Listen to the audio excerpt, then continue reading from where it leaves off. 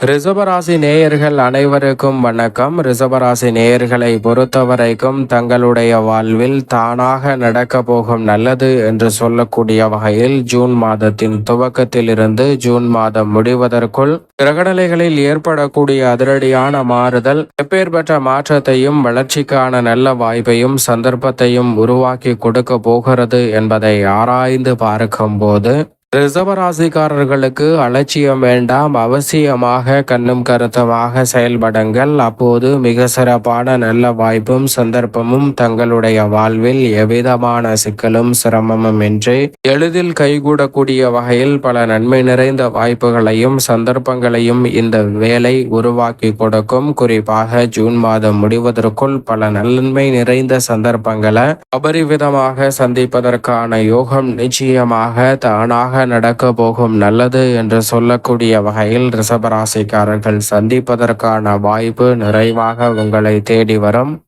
குறிப்பாக முழு சுபகிரகம் என்று அழைக்கக்கூடிய குரு பகவானை பொறுத்த வரைக்கும் தனஸ்தானம், குடும்பஸ்தானம், பாகிஸ்தானம் என்று சொல்லக்கூடிய ரெண்டில் வலம் வருகிறாருங்க. குரு பகவானை பொறுத்த வரைக்கும் அதீத நன்மைகளை அள்ளி கொடுக்கக்கூடிய இடங்களில் மிக முக்கியமான இடமாக இந்த தனஸ்தானம் பார்க்கப்படுகிறது. ஏனென்றால் ஜென்மராசியை விட்டு விலகக்கூடிய குரு பகவானின் அமைப்பால் பல்வேறு வகையான நன்மை நிறைந்த வாய்ப்புகள் தங்களுடைய வாழ்வில் எவ்விதமான தடையும் சிரமமும் சிக்கலும் இன்றி எளிதில் உங்களை தேடி வருவதற்கான முதன்மையான யோகத்தை நிச்சயமாக ரிஷபராசிக்காரர்களுக்கு உருவாக்கி கொடுக்கும். அந்த வகையில் குரு பகவானினுடைய இந்த தனஸ்தான சஞ்சார அமைப்பு மிக பெரிய அளவிலான வளர்ச்சிக்கான நல்ல வாய்ப்பையும் சந்தர்ப்பத்தையும் உருவாக்கி கொடுக்கிறது. அது மட்டுமல்லாது குரு பார்க்கின் கோடி நன்மை என்று சொல்லக்கூடிய வகையில் குருவின் சுப பார்வை மிகவும் வலுவாக இந்த வேளையில் 6,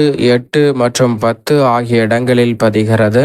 எனவே குடும்ப ரீதியாக பல்வேறு வகையான ஆரோக்கிய தொல்லைகள், வீண் விரய செலவுகள், அஷ்டம பாதிப்புகள் போன்ற அனைத்தும் விலகுவதோடு குடும்ப வருமானத்தை உயர்த்தக்கூடிய வகையில் பல நல்ல வாய்ப்புகளும் சந்தர்ப்பங்களும் உறுதியாகவே குருவின் அமைப்பால் எவ்வித சிக்கலுமின்றி உங்களை தேடி வரப்போகிறது. குடும்பஸ்தானத்தை வலுப்படுத்தக்கூடிய குருவின் அமைப்பால் உறவினர்களிடம் இருக்கக்கூடிய பகை உணர்ச்சி நீங்கி ஒற்றுமை பிறக்கும்.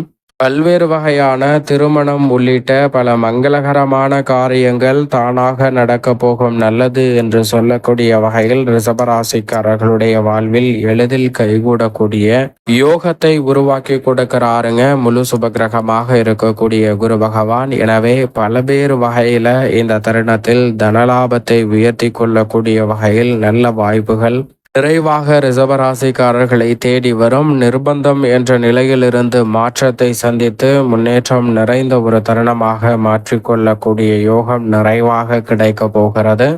ராசியின் அதிபதியான சுக்கிரனை பொறுத்த வரைக்கும் இந்த வேளையில் மிக வலுவாக விரயஸ்தானத்திலும் இந்த மாதத்தின் இறுதியில் ஜென்ம ராசியில் ஆட்சி பலமும் பெறுகிறார். ராசியின் அதிபதி லாபத்தை விட்டு விலகி ஆட்சி பலம் பெறுவதோடு விரயஸ்தானத்தில் இருந்து விலகுவதால் மிக சிறப்பான நன்மை இந்த மாதம் முழுவதுமே நிறைவாக கிடைக்க போகிறது. குறிப்பாக கலைத்துறை, அரசியல் சார்ந்த பணிகளில் தானாக நடக்க போகும் நல்லது என்று சொல்லக்கூடிய வகையில் மிக பெரிய அளவில் நெருக்கடிகள் சிரமங்களை சந்தித்து வரக்கூடிய ரிஷபராசிக்காரர்களுக்கு அவற்றில் இருந்து நல்ல மாறுதலையும் முன்னேற்ற வாய்ப்பையும் உறுதியாகவே சந்திக்கக்கூடிய முதன்மையான தருணமாக இந்த வேலை அமைகிறது. அதோடு மட்டுமல்லாது பல எதிர்பாராத புதிய வாய்ப்புகள் உங்களுக்கு தானாகவே தேடி வருவதற்கான முதன்மையான யோகத்தை உருவாக்கி கொடுப்பதால் பொருளாதார ரீதியான வளர்ச்சியையும் உயர்வையும் சந்திக்க முடியும்.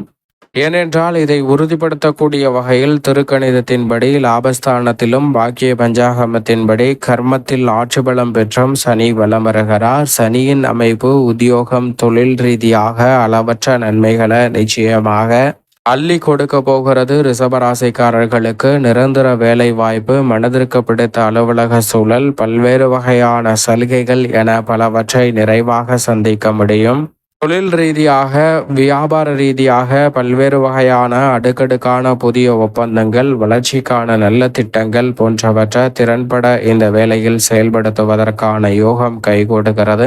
ராகுவும் இதை உறுதிப்படுத்தக்கூடிய வகையில் கர்மஸ்தானத்தில் வலுவாக வலம் வருகிறார். அதோடு மட்டுமல்லாது மோட்சக்காரகரான கேது சுகஸ்தானத்தை அலங்கரிக்கிறார். நிழல் கிரகமான ராகு கேதுவின் அமைப்பால் மறைமுகமாக பல்வேறு வகையான சங்கடங்களையும் சிக்கல்களையும் சந்திக்கக்கூடிய ரிஷபராசிக்காரர்களுக்கு அவை விலகி முன்னேற்றம் நிறைந்த ஒரு தருணமாக அமைய போகிறது என்பதில் சந்தேகமே இல்லை. மங்களகாரகன், பூமிக்காரகன், சகோதரக்காரகன், உத்வேகக்காரகன் என்று அழைக்கக்கூடிய செவ்வாயை பொறுத்த வரைக்கும் தைரியஸ்தானத்தில் 8ஆம் தேதி வரைக்கும், அதற்கு பிறகு சுகஸ்தானமாகிய 4இல் நுழைகிறார்.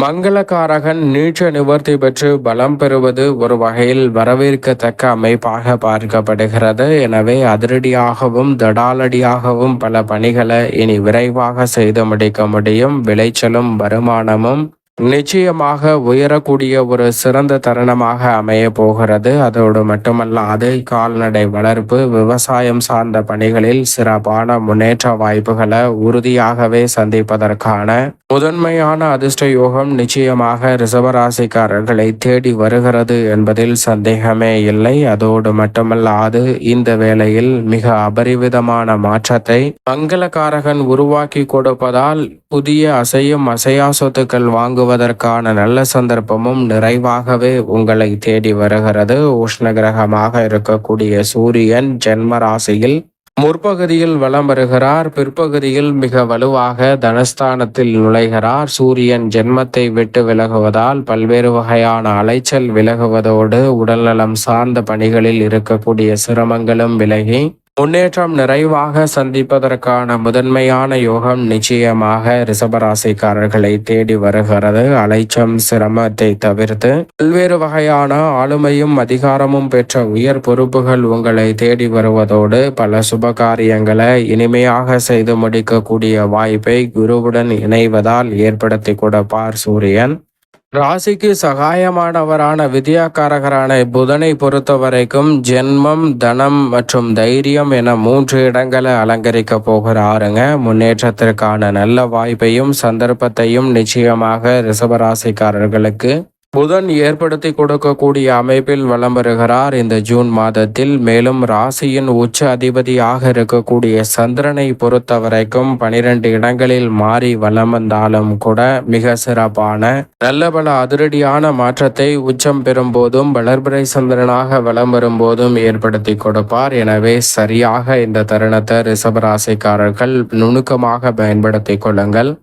மேலும் இந்த தருணத்தை ரிஷபராசிக்காரர்கள் சாதகமாக பயன்படுத்தி கொள்ள தானாக நடக்க போகும் நல்லது என்று சொல்லக்கூடிய வகையில் பல நன்மை நிறைந்த வாய்ப்புகளை உருவாக்கி கொள்வதற்கு நிச்சயமாக ரிஷபராசிக்காரர்கள் இந்த வேளையில் வாரத்தில் வியாழக்கிழமை விரதமிருந்து அருகாமையில் உள்ள வராகி அம்மன் ஆலயம் சென்று தீபம் ஏற்றி வழிபாடு செய்யுங்கள். தடை தாமதம் தகர்த்தெறியப்பட்டு தங்களுடைய வாழ்வில் மகிழ்ச்சியும் இனிமையும் விரைவாக கைகூடுவதோடு அலட்சியமில்லாமல் செயல்பட்டால் பல்வேறு வகையான நன்மை நிறைந்த வாய்ப்புகள் தானாகவே உங்களை தேடி வருவதற்கான முதன்மையான யோகம் நிச்சயம் ரிஷபராசிக்காரர்களுக்கு கிடைக்கும்.